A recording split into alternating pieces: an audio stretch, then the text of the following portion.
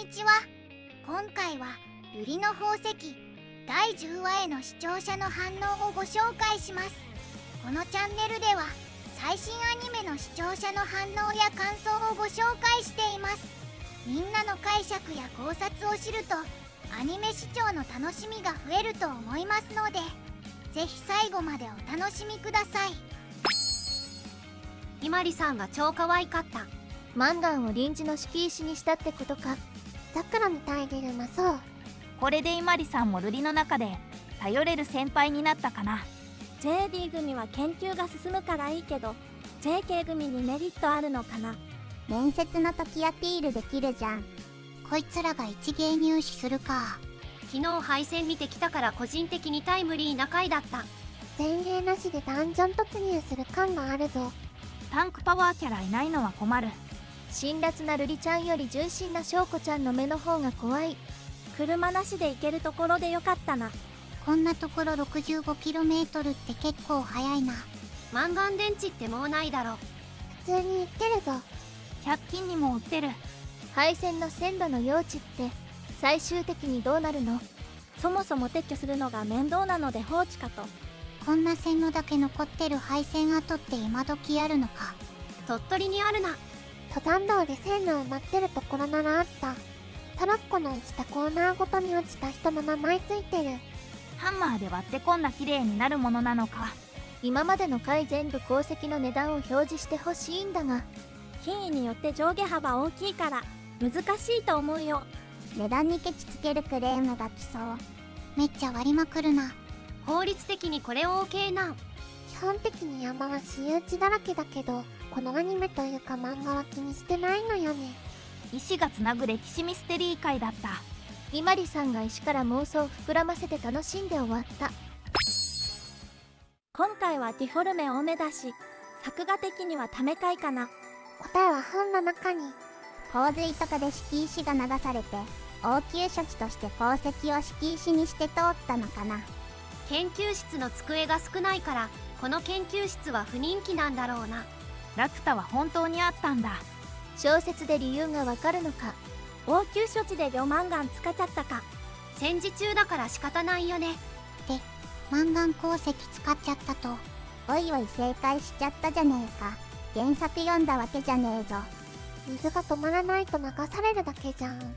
今だけ通れればいいんだよ。アリの一血を埋めたいだけだろ。いやいや周りのバラスト使えばいいんじゃね。すでに通った後の石使えばよかったのでは。ちょうど余裕大きさのなかったんじゃね。そういえば男が出るの初めてだな。翔子の父。だが待ってほしい。ちゃんと顔が出ていないのに本当に男だと決めつけていいのだろうか。責任は私が取れって言った人が責任を取ったことあるか。貴重なら後から回収して普通の石敷き直せばいいのでは。責任取ってなかったことにしたので回収しなくちゃいけないことに気がつかなかったのだ。動いているものに下に手を入れると。良いアニメだな。円盤は売れないと思うがこれを見て地学方面に進むやつでできそう。動物のお医者さんでも獣医学科に進む JK が増えたとか。三国志読んで中国史勉強するみたいなものか。溶満眼光もロードクロサイトやインカローズと言われた方がわかる。で、結局最初の目的地には迂回していかないのか。みんな鉱石の話が見たいんじゃなくておっぱいが見たいだけなんだよね。今日の話とかすごくいいけど鉱石の話が面白いが巨乳が見たいだけならナロンに一杯出てるじゃん。今週末は秋葉でミネラルマルシェがあるで。隣の浅草橋には石の店割りとあったな。相変わらずやたら作画が良い。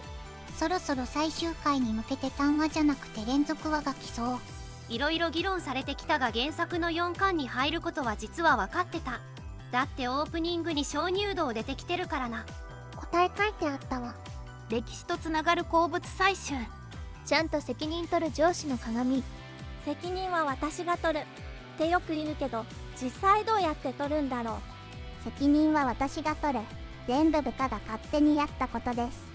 なんで止めなかったの。供給滞らせた方が問題になるからな。時代背景考えると人力で埋めるとか何時間かかったのかな。原作にあった急がなければいけない理由がカットされてたのでちょっと違和感はあった。戦時中の話になると色々めんどくせえから消したのは正解やろ。こんな配線本当にあるの？手芸スタンドバイミー感あって憧れる。いざとなったら番組の時間内で大発見できる瑠璃さすがだ。伊万里会だけあって伊万里さん作がすごかったな。無理と思ったら引き返せる伊万里さん偉い。大抵の山岳事故ではそれで来てないし。瑠璃って割と命の危険なとこ伊万里に助けられてるよな。コラボカフェとかあったら確実にスイーツ枠で出てきそうな見た目しやがって。バラ奇跡ってローゼンレイデン感あるよな。もう今のコマンダン電池すら知らなそう。また勝手に終わった。圧倒的伊万里3回だった。紙の文献って大事なんだな。戦時中のお話だったのか。今回も勉強になる回だったな。今回この劇中劇パートを膨らませると思ってたけど意外とそうでもなかった。最終に不慣れな伊万里さん頑張るの回だったな。瑠璃たちに早く伝えたいって思ってる伊万里さん可愛すぎる。理由が分かってすっきりな伊万里さん。地学というか歴史の分野になりそうだけど、論文書く場合は分野別に分けて書くんだろうか。川や火山が石を動かすように人が動かした石を読む回だった。人の営みと鉱物採集が緩やかに接続されるのめちゃくちゃ良い。地球の歴史だけじゃなく人の歴史にも紐づいてるの。鉱石ほんとロマンあるな。伊万里3回はミステリー要素強めなのかな。文献とフィールドワークの両方の面から物事を見ることで真実が見えてくる感じ。サファイアの話まだあるんだ。サファイアのゆりかごだと1話飛ばすことになるな。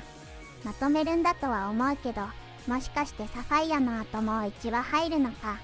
瑠璃の宝石、いろんなロマンが詰まってる。凪さん抜きでのエピソード。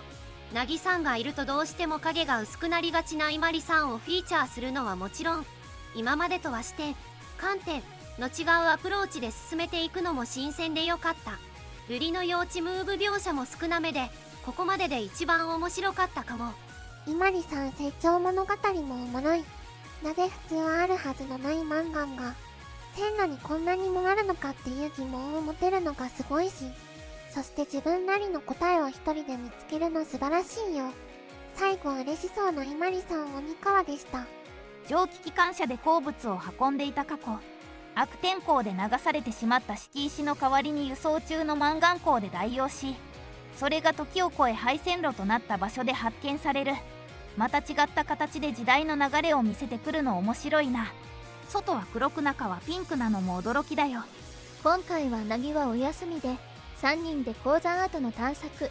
陽子に対して慣れ慣れしい瑠璃と陽子リスペクトで瑠璃に苦言を呈する証拠の掛け合いが出来上がってきたな。線路の美術の描き込みがしっかりしていて没入感だった。歴史にこだわる陽子のキャラが掘り下げられた回だったね。凪さんのいない珍しいパターン。敷石の謎解きは面白かった。今回は SL 作画監督までいるんだな。その SL 作画監督の鷲田俊也さん、ドラえもんにも以前参加していた。石を通して自然科学を読み解くのが凪さんなら、歴史と文化を読み解くのが伊万里さんなんだと思う。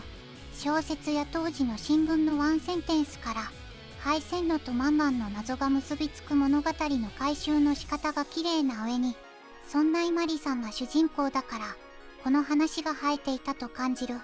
今回は凪さんが参加できずに伊万里さん主導の探訪だったことで、凪さんと伊万里さんのアプローチの違い、視点の違いがはっきりと伝わってきて、鉱物や鉱山が自然だけじゃなくて歴史文化的な側面もあることを教えてくれた。ここに来て新しい視点を与えてくれた神回だわ。最後までご視聴いただきありがとうございました。皆さんのご感想や注目ポイント、考察などありましたらコメントで教えていただけると嬉しいです。このチャンネルでは最新アニメの視聴者の反応や感想をご紹介しています。ぜひチャンネル登録とグッドボタンをよろしくお願いします。それではまた次回の動画でお会いしましょう。